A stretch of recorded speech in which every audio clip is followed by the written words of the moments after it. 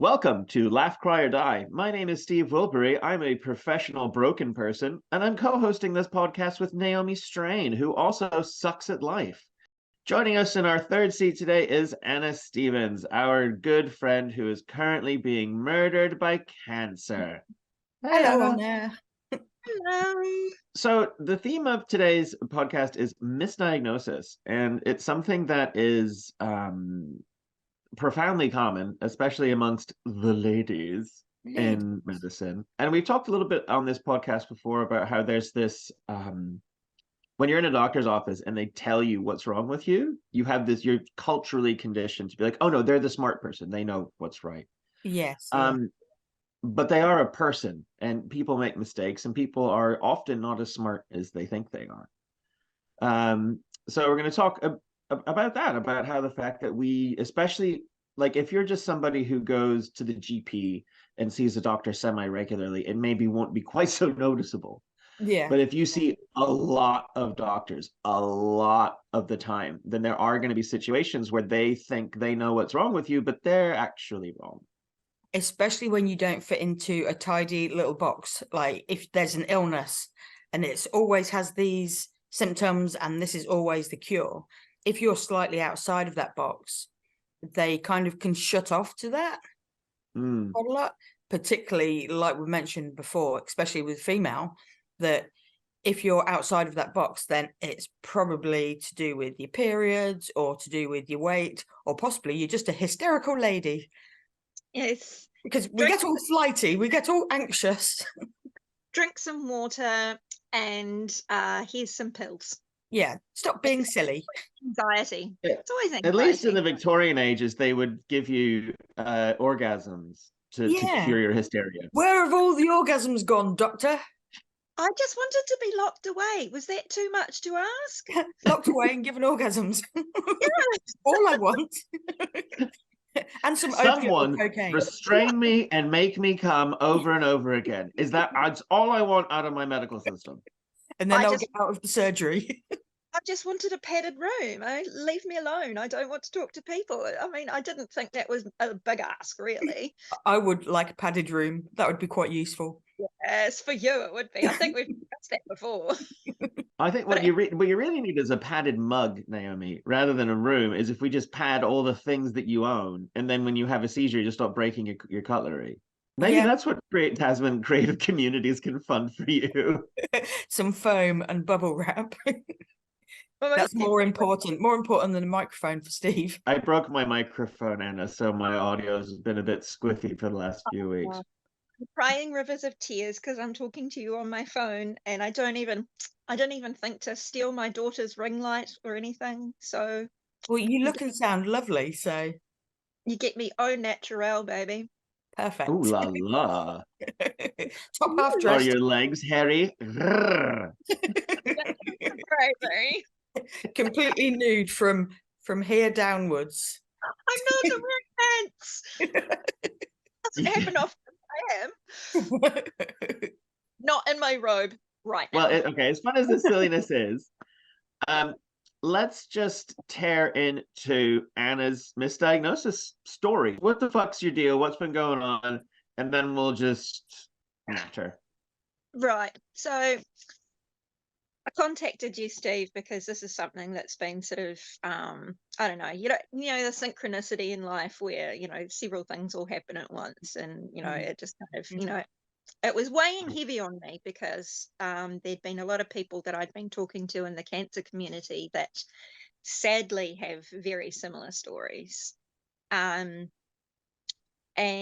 my personal one is that I initially went to a local GP who specifically was a female who I knew had just had breast surgery. So I figured she'll definitely take this seriously because there's something really not right going on here. I initially had a lump in my boob about the size of the marshmallow Easter eggs that you get at Easter time. It's about that size. Felt like that, the texture of that. Was that the very start of your cancer journey? Yeah. Was that right? Yeah. So I was 35 And so, I mean, of course, that also doesn't get taken seriously. And all through the whole journey was just like, well, you're too young for this to be happening, but it Yes, is. yeah. So I went to her and I said, look, I've got this really uncomfortable, very quite large lump. It was technically sort of under my arm. And she patted me on the knee and said, oh dear, that's just what happens when you're a woman.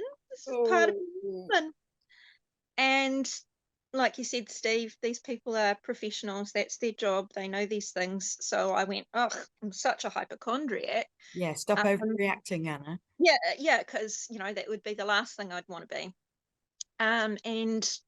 So I ignored it until I couldn't ignore it anymore because it was so painful. So I went back and she was like, well, I suppose we could get you a mammogram Wow. and set you up for that. Um, and I, the mammogram was like, so they gave me an ultrasound on the same day. It's not a nice experience being sort of 35 with small children sitting there in the cubicle in your little gown, just like sitting there. I was sitting there for about an hour by myself in this little cubicle. And the ultrasound came and went, and they looked at it and went, well, we can't technically see anything, but it's not good. It needs to be kept an eye on. Were you panicking at that point, or No, I was just like, well, I'd actually, I'd like, could, you just take it out or something, whatever it is, because it was causing me pain. yeah, And I had a strange feeling it was actually making me feel quite unwell. So when I saw my GP the next time, I was pregnant with my daughter, and she just kind of offhandedly said, oh, so, what's happening with that lump? And I said, well, I've got like pregnant boobs, so I don't know. And right, right. she went, oh, well, we'll just tick that off as fine then. What? Vividly remember watching her put a little tick in the box on a piece of paper. And I'm still, I think I'm working through the anger on that. I'm not sure if I'm doing a very good job with it, but I think so it deserves like a dose of anger, like enough to be yeah, like a grumble, I'd say Well, at that least. could, like, I mean, I'm jumping ahead a little bit, but that could have changed the whole course of things, couldn't it? well, moving on. So yeah, I was at my sister-in-law's place, she's a psych nurse, and I said to her, oh, this lump is really giving me issues. It's really sore because it was actually getting to the point where I couldn't put my arm down by my side anymore. Wow, wow. So she said, you need to go get that looked at. So I booked into the GP, sort of not really thinking much about it. And I got a locum who had come out of retirement to just do a few shifts because they were running low on doctors. And he was just like, this is like, we are sending samples and we're sending you straight off for like an emergency mammogram and ultrasound. And that's where everything went tits up basically. So Oh, thank I went God you got a good I see what you doctor. did there. That was comedy. tits up, yeah. So yeah, that day went from a mammogram with a very worried looking sonographer to an ultrasound to a please can you stay and do biopsies. Wow. And the upshot of that being that by that stage it was stage 3 and had metastasized to my lymph nodes. And I was then told that because it was, I have to kind of explain this. So a lot of generally cancer, like breast cancer, is ductal, which means there's tumors in the ducts, like the milk Right, ducts. right. Mine was 50% lobular, which means it's gone outside of the ducts, which means it's floating around in your system. Right. So I was then told you have an 85% chance of recurrence. Had to have my breast immediately completely removed and my lymph nodes. Um, and then I did the chemo thing, which, I don't know if I told the story. So I was horribly allergic to chemo, so I didn't make it the whole way through. Just kind of crossed fingers. that I'd be fine. And I carried on for 6 years. I never really recovered from the chemo. I ended up with like autoimmune disorders and everything from that. So I never really sort of got my quality of life back, but I was living, went back to sort of living a normal life. So fast forward to 2 years ago. Can we just pause for a quick second? Because that's, for our listeners, that's going to be a lot to digest. So Right. Interject so it.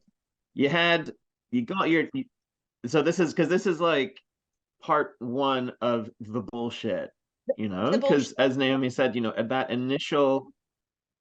the initial box tick, if she had been like, oh, well, maybe we'll double check on that after your baby is born, and Yeah. then all of a sudden you don't have stage 3 cancer, you have stage 2 cancer, and it's 10% ductile, and you are no longer fucking dying because this bitch ignored you. There is that, because I did later find out that the initial tumor was the least aggressive of all of them. And that was only sort of 50% filled with the stage 2. It was a stage 2 tumor, whereas all the other smaller, more aggressive stage 3 ones had come after. So when you're saying about like anger and that, you must have been absolutely raging at that point. But they've worn you out with chemo and feeling sick, and so you can't get that anger. And that's one of the things with a chronic condition, is you've got to really fight your corner, but you're the most exhausted, poorly person, and you've got to step up and fight. And you're probably the person who's least capable of causing a fuss and kicking up because you feel so shit. That's it. You have to 100% become your own physician, and you'd know this, both of you, that like it doesn't just automatically happen. You have to, like my boyfriend jokes that I could now be a doctor because I know so much about, like the medical lingo and like, what causes what.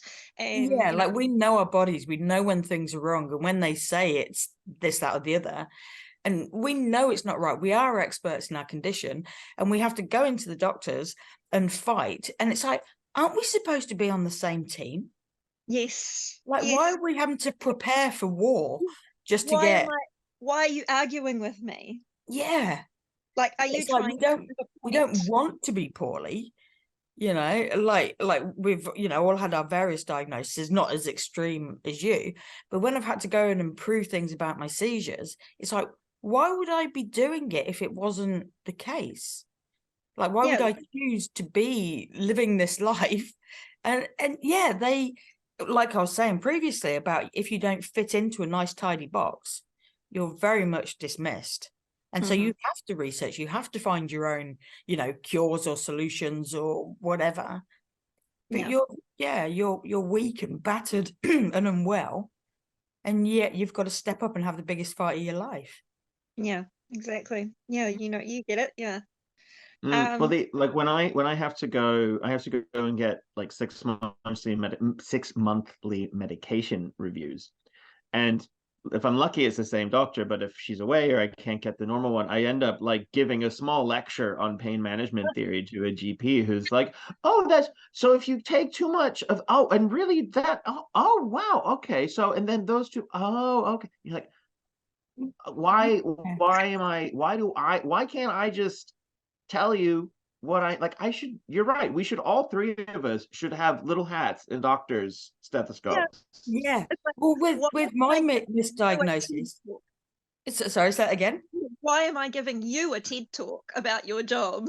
Yeah. Well, with my seizures, like, so we've spoke before about me getting the bends, and that's what's caused my seizures. Is when I first mentioned that to the neurologist, and I only did because my mum said, could it be to do with that? And so I went to my neurologist and said, could it be the bends? Could that have caused it? And she went, no. And that was it. So I came home and I researched and basically blanket bombed the world of dive doctors and went, have you heard of this? So many replies came back. Yeah, it's classic. It ticks all these boxes. And so eventually I had to do a complaints thing with my neurologist for various other reasons. She was very offensive to me and screwed a lot of things up. And so I went to a complaints hearing. Oh, it was crazy. And that's when I knew I was an adult. Is I went into this meeting, there was like 10 people around the table, and my advocate went, okay, here you go, Naomi, say your piece. And I was like, Okay. And I ran that meeting like a boss. Like my voice didn't waver. I had everything in my little file because I'm a nerd. And I just totally ran it. And towards the end, I said to her, when I mentioned the bends, what research did you do? And she went, nothing. And I went, well, here's what I've done. And a stack of paperwork. And luckily, my new neurologist, she went, yeah, that all makes sense. That's obvious.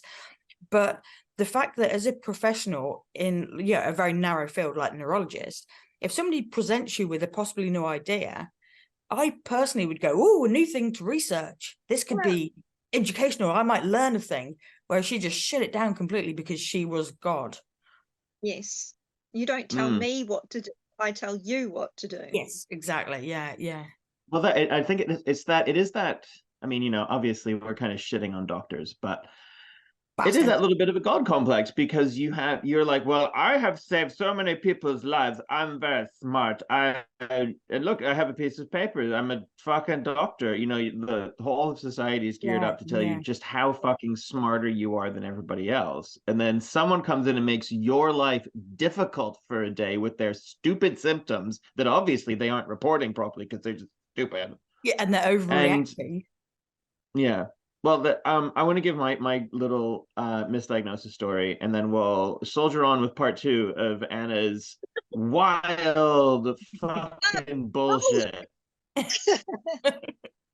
Fucking bullshit. Bullshit. So let's just have a moment of bullshit. It's all bullshit. And bullshit. Bullshit. when I was in my mid-20s, I started getting my myoclonic jerks that I get as part of my complex regional pain syndrome. My mother, who has MS, was like, "Ooh, could be something scary. I will give you some money to pay to go see a private neurologist so you can get an MRI referral." I know, right? So good. So well done. I make an appointment with a private neurologist. I go. I'm like, oh, this is private. Who should I pay? And he just says, oh, here you go. And I literally gave him like a wad of cash that he put in his pocket, which was just like, what? Yeah. Like under the table. I don't know. Was this in New Zealand? No, this was in the UK, and it was in a proper. I'm pretty sure he was a doctor. I could be wrong. A backstreet doctor. Might have been a janitor. Dark alley. I can do an MRI. I was like, I would have been, no, thank you. I'm out. I just need to do these invasive tests on you, Steve. You paid for it down a dark back alley. So I gave him the money, and we were talking, and I was like, I do these weird jerks and these tics, and he was like, atypical Tourette's, and I was like, oh, okay, and then. Which is like, fine. Okay, I paid something for a shitty diagnosis one time. That atypical Tourette's followed me in my file all the way through to when I was waiting to go to pain camp to get the thing that would, that has helped me manage my pain. And because it said atypical Tourette's one time, I had to wait a year for a neurologist appointment to be them, and they'll be like, no, you don't have Tourette's. Shut up. That's stupid. Who said that? Yeah. And because there's only one fucking neurologist in Nelson, I had to wait over, and then there was like a locum that came through, and I couldn't do it, and yada yada yada.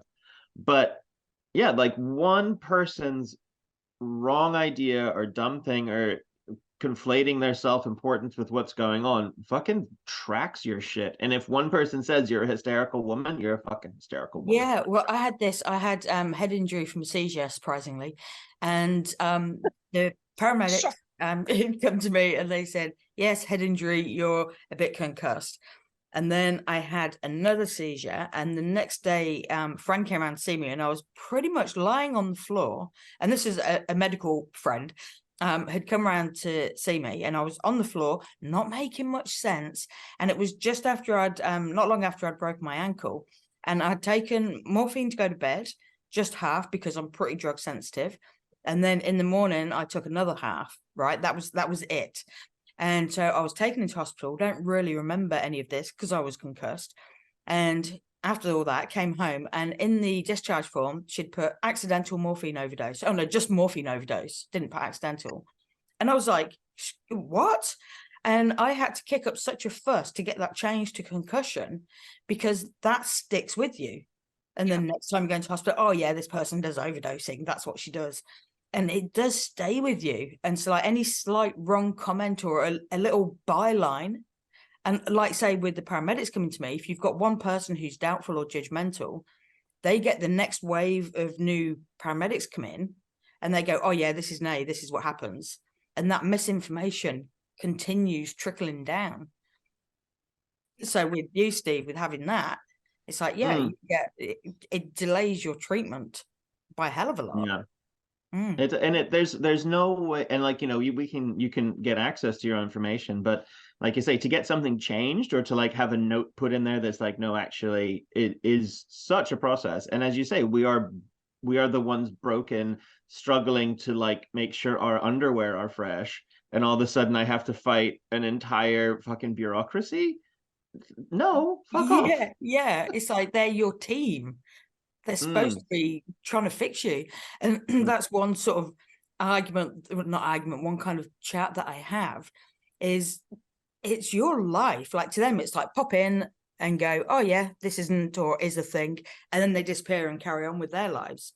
And it's like, this is my everyday. Yeah. Like they should be helping with that.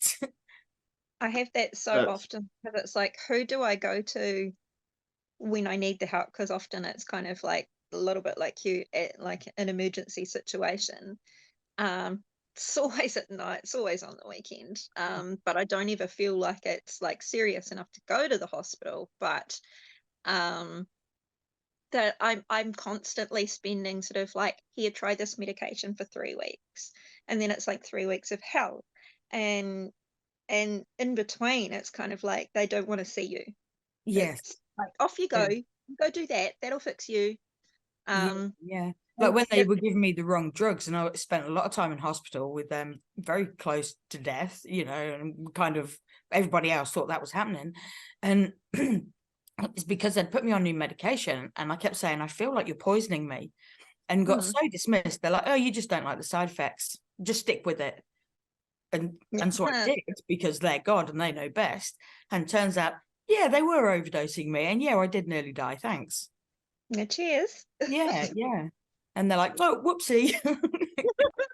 Dope. So when we left Anna with her bullshit, a doctor had ticked a box dismissing her and condemning her to stage 3 cancer because she was, I'm guessing, a cunt.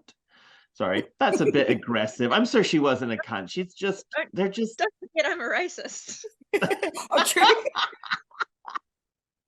She finally admits it.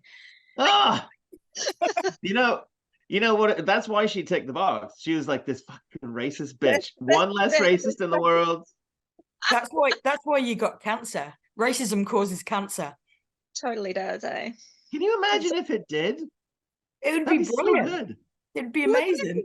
It would solve so many issues, right? It would. Oh my word.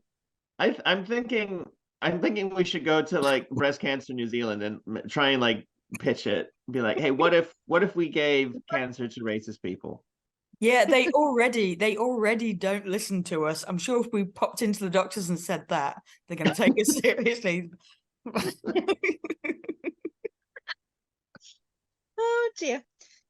Okay, so Anna's, I'm sure, nice person to her kids, but made a big mistake of a doctor. Yes.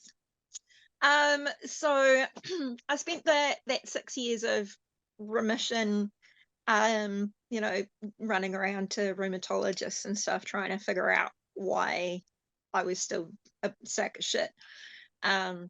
Eventually kind of, yeah, it's probably fibromyalgia, because like that's like the blanket kind of like, you feel like shit, so it must be that. So that was fine. It was kind of like, I'll just, you know, I'll live on the spoon theory, and just, you know, go to all the pain management workshops that they send me to, because they couldn't fix me. And then yeah, 2 years ago, I ended up in ED. I had been vomiting for 5 hours, vomiting and shitting, and was in excruciating, like almost making me pass out pain. Wow. Went into hospital. It's gastro. Cool. Yeah. Whatever. You know, they took bloods and everything, but a little bit of PTSD because it was just, there was so much pain. And so fast forward 4 months, happens again, back into ED. Very fortunately, got the same ED doctor, and she was like, hey, I recognize you. You shouldn't be here again doing this. And did send me for a CT. So I'm not angry at her because, like, you know, ED doctors, they do what they can do. Grateful that she did actually send me for a CT this time, but the upshot of it was very strange. She came in, she was like, oh yeah, well, so we've looked at your CT, and you know, we're probably, I thought she was, you know how doctors generally do that, we think it could be this, we'll do some thing.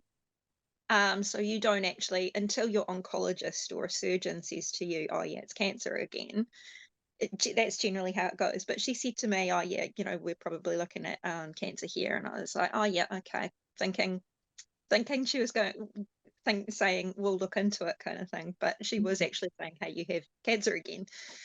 So my notes say patient takes the news very well, which amuses me because I was just like, I just didn't get what she was saying. But in the end, it is what it is anyway, right? I kind of had you have an inkling of what's going on. Yeah. So they initially assumed it was ovarian cancer because that's where the majority of the primary tumours were, but it turned out to be all through my peritoneal cavity, and I've since learnt in my hip bones and one of my femurs and my lower spine. And the last time I talked to you, it was like everything was stable. I did a year of palbociclib, or Ibrance, as you may know it from the media, which very fortunately for me, the ladies that have come and gone before me campaigned to get funded. So it was funded for me, which is amazing. But true to me being a complete spaz, it almost killed me.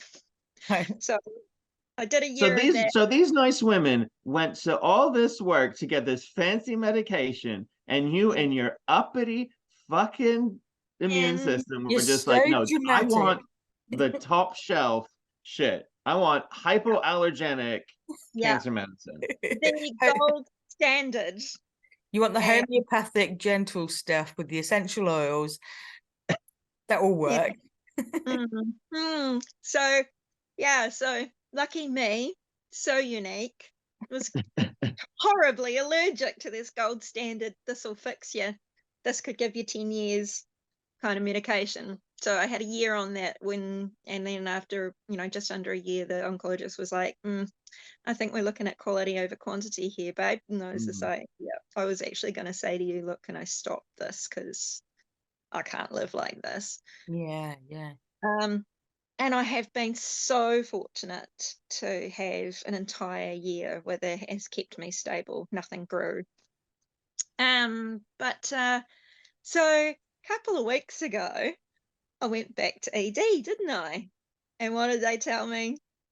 Honey, you got gastro. And I was very well behaved, and I didn't punch anyone. And did you at that point just want to go, you're wrong? Yeah. I was just like, I just looked at my boyfriend and I said, oh, yep, we'll see. And he was just like, yeah, we'll see. Because we were both just like, it's not fucking gastro. It's never been gastro. Although we do joke that maybe one day I will get gastro and it will be like... and they'll be like, oh, it's cancer! And they'll be like, no, you've got gastro. And I'm like, yeah. Oh, no, it is actually. and that's again that thing of one misdiagnosis sticking with you. It's like, probably that again. Oh, Yeah. she's got a poorly tummy. She's Yeah. got a sensitive tummy. She gets gastro all the time. It's her pattern. Yeah. I'm always told that mine is anxiety, like whenever I have a seizure, well, not every time, but I'm like, Yeah. is there something stressing you out? I'm like, yeah, the Mhm. fucking seizures. They're the thing that's stressing me out. It'd be fine without them. You'd be so chill, right? All right.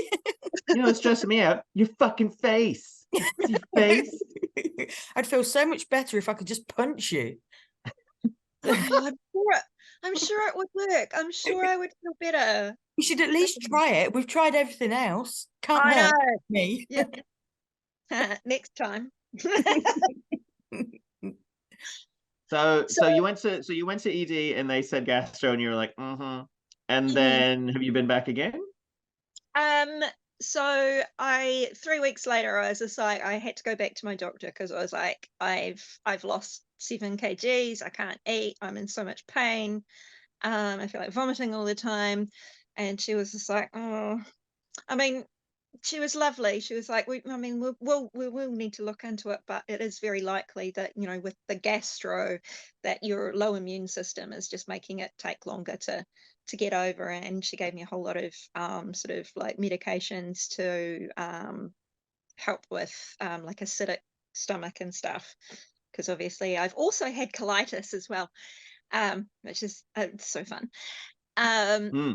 and what the nice thing she did for me is that I did have a CT sort of like, because I have them every 3 months. I had one sort of coming up and she got it moved forward, and they found that my they've there's tumors that are sticking my colon to my bowel and my bowel to other bits of my bowel, and Wow. there's a bunch of fluid in there. And at the moment, well, they said, well, let's just try and treat the symptoms for the moment. So they so they gave me the patches, the seasick patches, which made me trip balls. Um, seriously Oh, well, like unpleasant. anti-nausea patches. Yeah, yeah, which cost me a lot of money, and I used one, and they told me take it off immediately after the 3rd day because I couldn't even send a text. I was having to hold the Wow. walls to get to the toilet. It's It funny, was, the things that are supposed to cure you, the side effects from those. I had a thing like that with nicotine patches. They make me go mental, and sometimes they stopped me kind of being able to breathe or think properly. And they're yeah. like, oh, yeah. And there's some contraindications with the nicotine patches and the epilepsy meds. And like, oh, we didn't think Oh, of what? looking at that. Yeah. So the only answer Oh, is I must keep smoking and vaping. That's the oh end. dear. Mm. Oh no. Now, did you put a seasick patch on and then immediately drink a bottle of vodka? It felt like that, yeah. It very much felt like that. But unfortunately, my life is so very unfun because I can't drink anymore anyway. So Oh, Now I no that can't, fun. would cure can't you. I don't So is sleep. that where you are now? Is that kind of they're like, well, yeah, you're just riddled with fucking tumors. Sucks to be Anna. Pretty much. Yeah. So um they did say that I could go back on the palbociclib.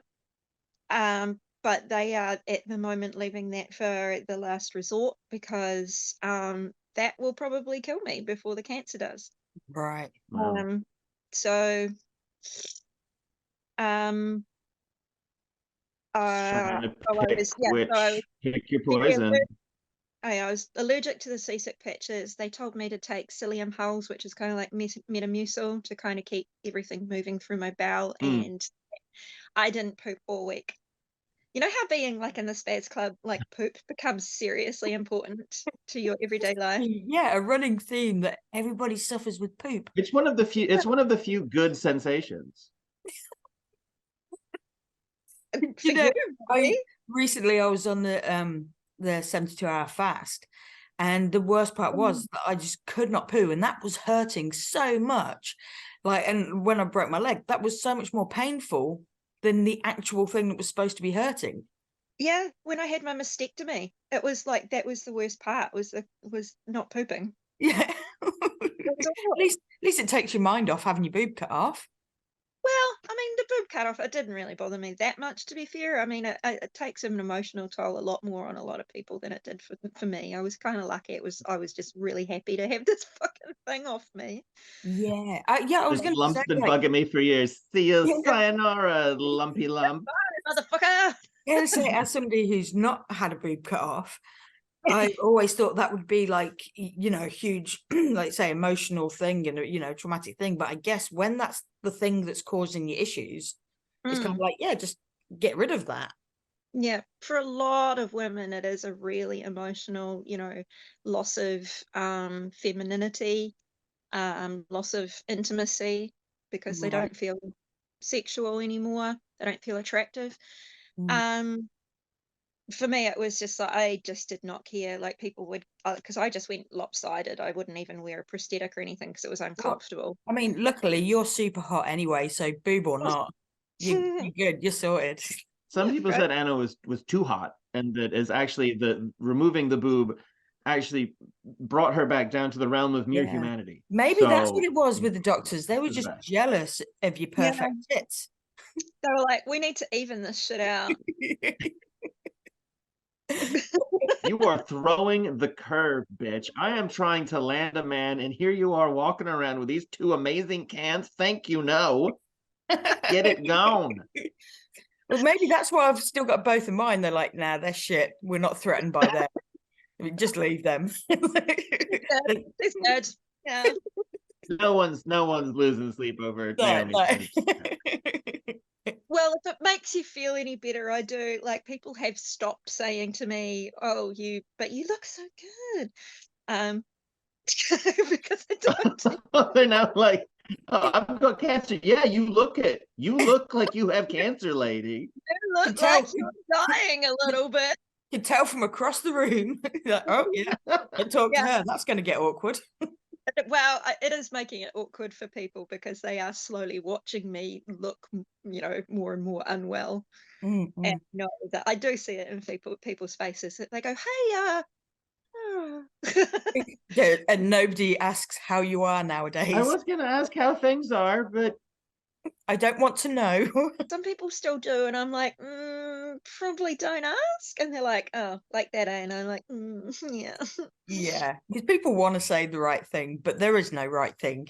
But what do you say? I mean, I wouldn't have known what to so say. how can I ask? Have you been given a I don't know, a timeline? Are they like, well, you got, I don't know, a year and then you're checking out? Do they know? Or is it just like, yeah, you just gonna keep getting feeling shitter and shitter and shitter until it stops? It's funny. That is the question that everybody asks me. And Mm, honestly, I didn't ask them. mm, And I had a bit of a spin out one day, and I was kind of like, I need to ask some more questions. Because I'm lacking I'm like one of those people that wants all the information, just give it mm, to me, right? So I rang oncology and I was like, hey, look, can you like interpret, like I haven't had the MRI results. I usually get them through my portal, but I'd really like to, get some more information. And she was just like, she read it through and she was like, we're not, it's not looking terribly serious at this point. Like it's not serious enough that we would be, like getting really panicky. mm, And I mm. was kind of like, yeah, thank you. That brought me down from the edge, but it was kind of like at the same time, as we've been saying, your body, right? Um, and to me, it's like even if I can keep going for quite some time like this, the whole general situation is not ideal. I like it. Uh, If every day is stomach cramps, every day is nausea, every day is lethargy, um, and it's yeah, like that's I think a lot of the reason why. So I just went to a film festival, and Naomi put a very raw, amazing piece of her own story on there. Um, and it was very poignant for me because there is that whole sort of um, when people say you can fight this, you're going to keep fighting this. that's when I get grumpy, because it's just like, if Yeah. you were like me, would you say that?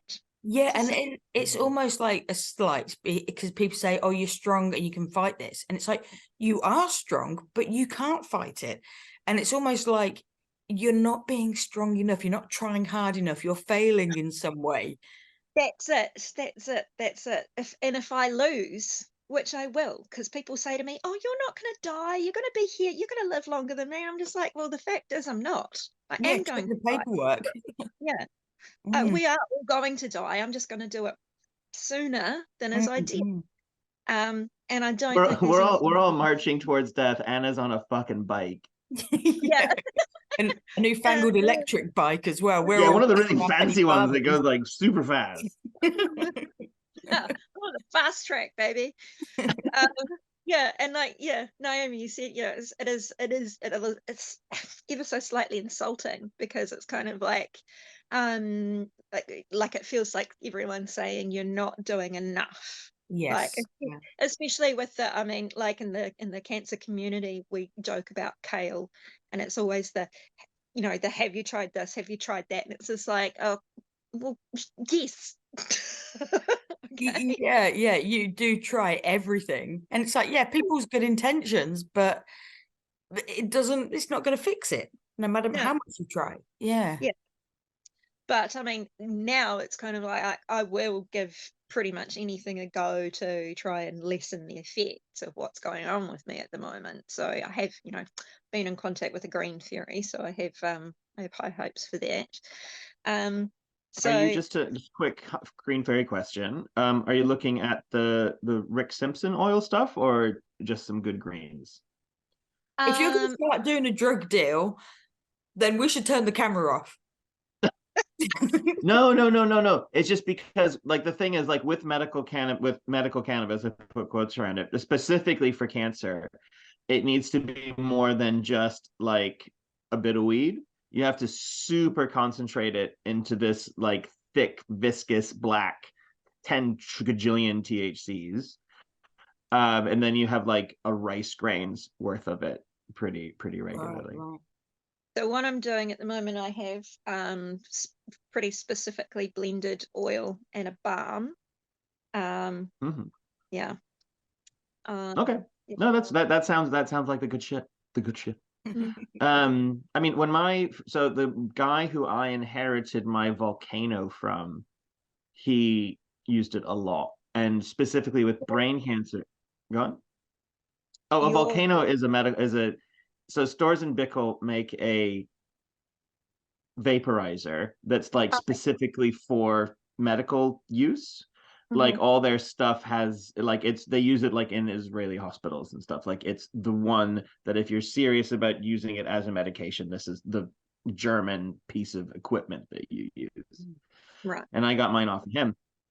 And he was saying that he talked to his oncologist who like said that he was doing something weird because his cancer wasn't advancing like it should, and his oncologist fully put it down to the inhaling all the cannabinoids, and specifically with brain cancer because it crosses the blood brain barrier, which most medications don't.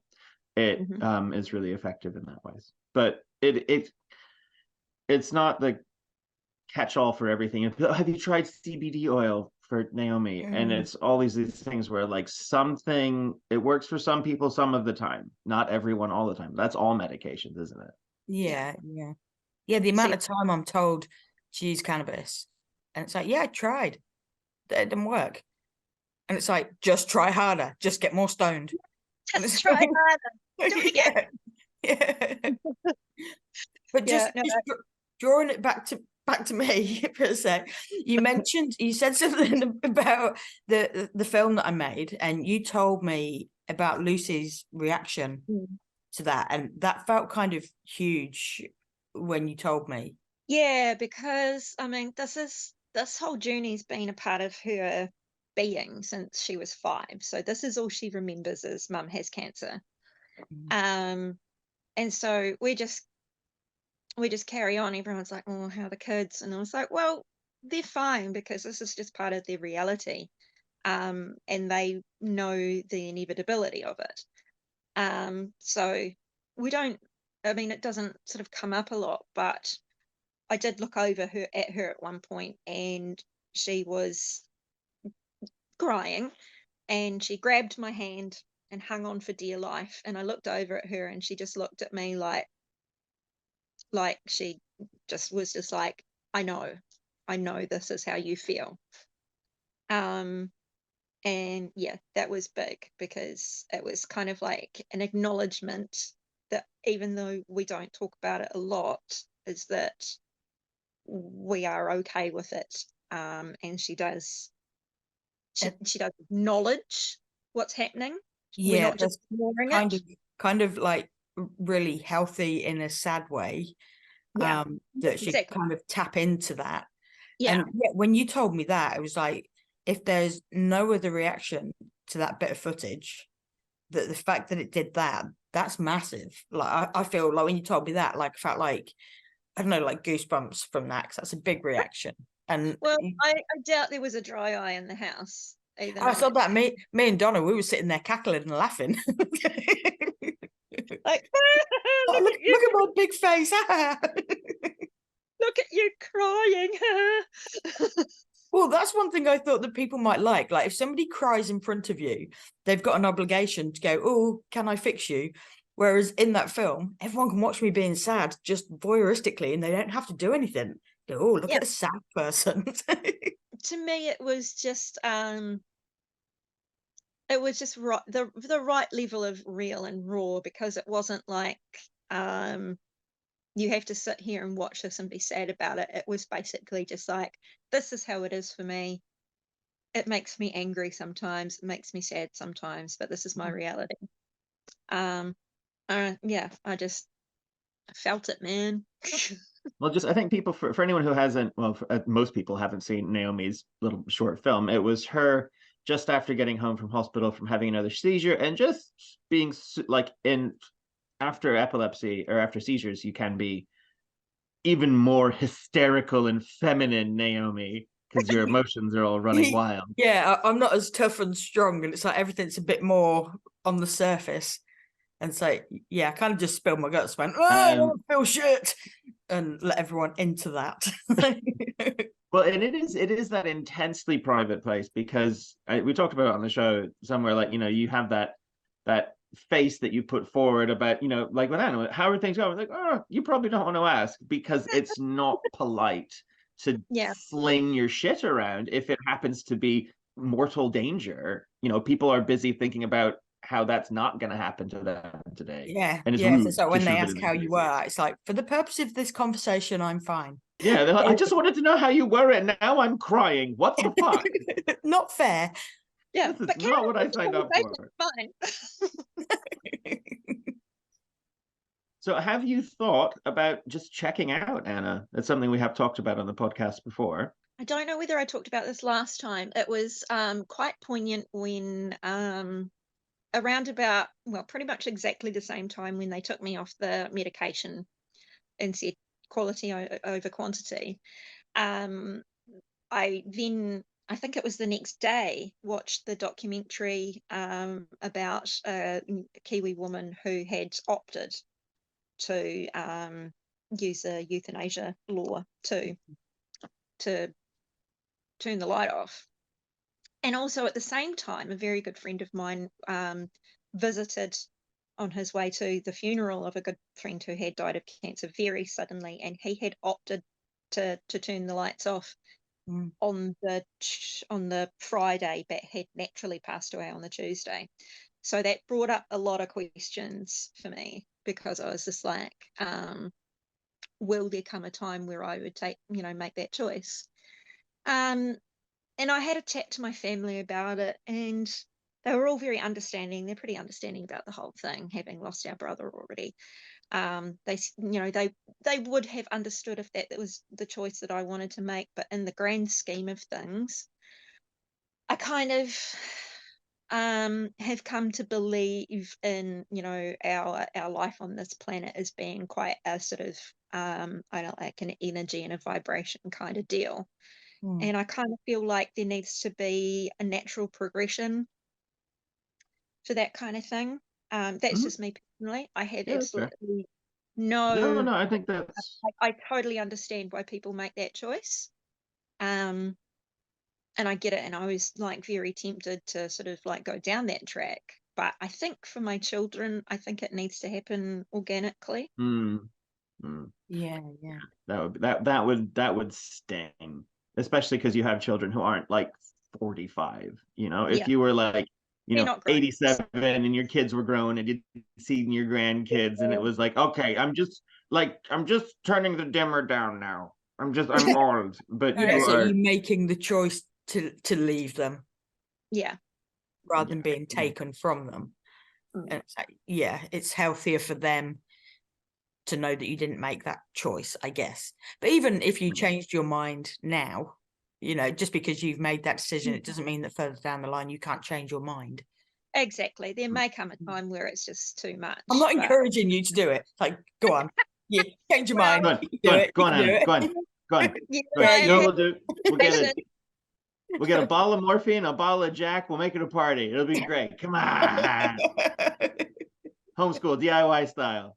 I do have another terminal friend that I've been chatting to a lot, and she's on a very much on the downhill slide. And we were talking about she's just done like a clinical trial for a MDMA Oh, like a wow. clinical Oh, thing. MDMA And assisted psychotherapy.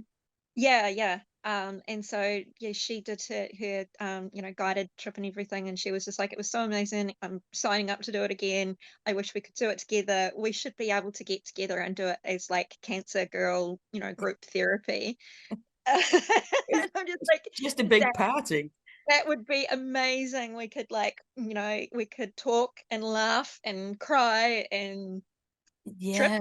No, well, I mean, it's that the all the research for MDMA and specifically PTSD has been just amazing because it unlocks those things that you're not allowed to talk about in society. That like flinging monkey shit thing where, and it lets you deal with these confronting things from a little bit of a distance. Yeah.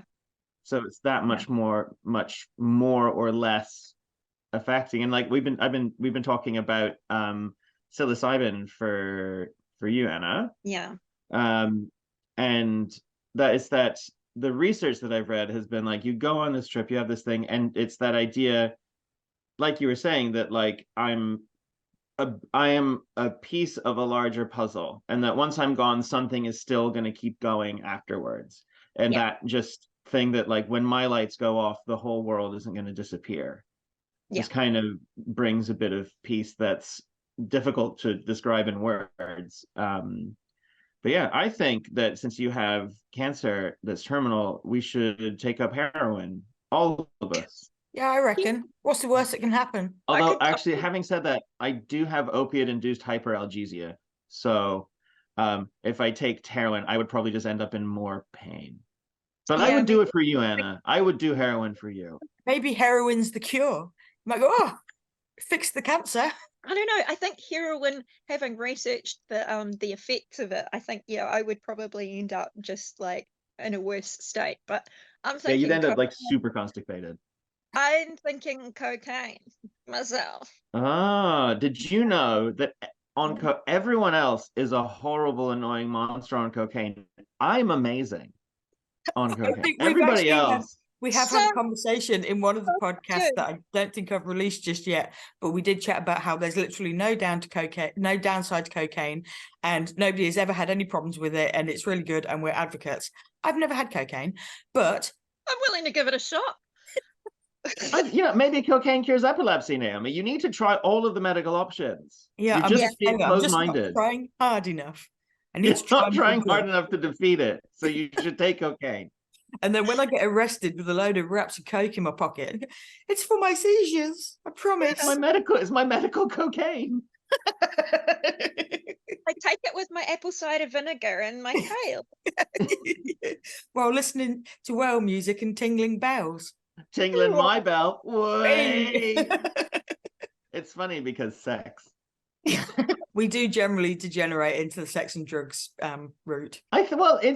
It's where we live. It's in the same category of things we don't talk about. We don't talk about wellness. We don't talk about how much everyone should do cocaine all the time with no downsides. You know, just as a society, we're bad for it. Yeah, death and cocaine. We talk about the tricky things. Yeah, but I'll leave the sex part to you guys, because like that doesn't exist for me anymore. So No, Me neither, but that's just because I'm a dog. my hips hurt. So, you know, sex, We are funny. all so rubbish, aren't we? No, we suck. We suck terribly. Well, Anna, sucks the doctors suck. yeah, they do. Mm-mm. It's a big thing in New Zealand after the whole COVID. I mean, I think there's been a lot of positives out of COVID, but one of the really massive negatives is that for terminal patients there was a very much a feeling that they were clearing the decks a little bit. Right, And, right.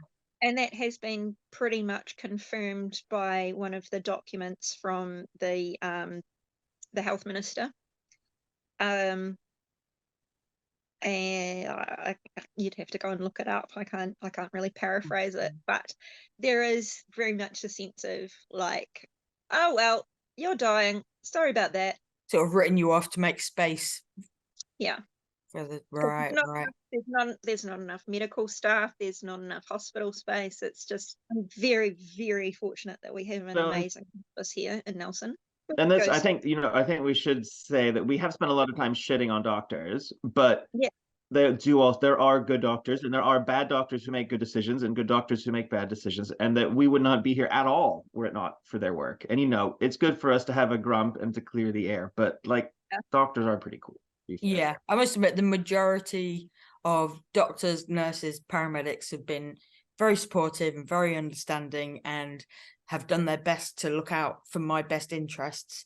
We tend to focus on the ones that don't because they're probably more impactful on how we feel. well, But exactly. there are many, many good people. I have an amazing GP who is very difficult to see, obviously, because she's amazing and everybody wants to see her. So whenever I can, I get in to see her. And yeah, most of the ED staff have been amazing. And I don't hold it against them, what my experience has been, because like you said, they are only human, and it's just the way it's gone. The only sort of like real anger I hold is like that particular doctor. Yeah, that she doesn't get so much of a pass. That was a dick move for sure. Yeah. Throughout. Okay. Kind of. Well, we love you, Anna, and we'll be keeping up with you as you continue to cycle careening down the hill towards the finish line that the rest of us are lazily walking towards. Good. You're just like baby steps, man. Yeah, keep taking notes so that we can get all the gossip on how things are going. Yeah, tell us, and if when you die and you turn into a ghost, come and haunt us, because that would be fun. That'd make a really good podcast. We'll get our very own ghost. Sounds like way too much effort. I know, right? Dead. Can you not just let me chill out for a bit? Stop hassling me. Just gonna go out to the universe and just chill for a life cycle or something. Or you could be content for our ghost hunting podcast. Yeah, stop being selfish. Stop trying to have a rest. Well, see, it's encouragement for you to keep going, so that when I do decide to come back, you can carry on. No, yeah, okay, that works. All right, deal. Big hugs, Anna. Thank you guys so much for listening. And just tell your friends about us if you liked. If you know someone who's been impacted by cancer or illness or anything, yeah, just tell your friends. I think that's the best thing that you can do, because there's not a lot of us lurking around. And while you're there, tell them that you love them too. Yes. Okay, thanks, guys.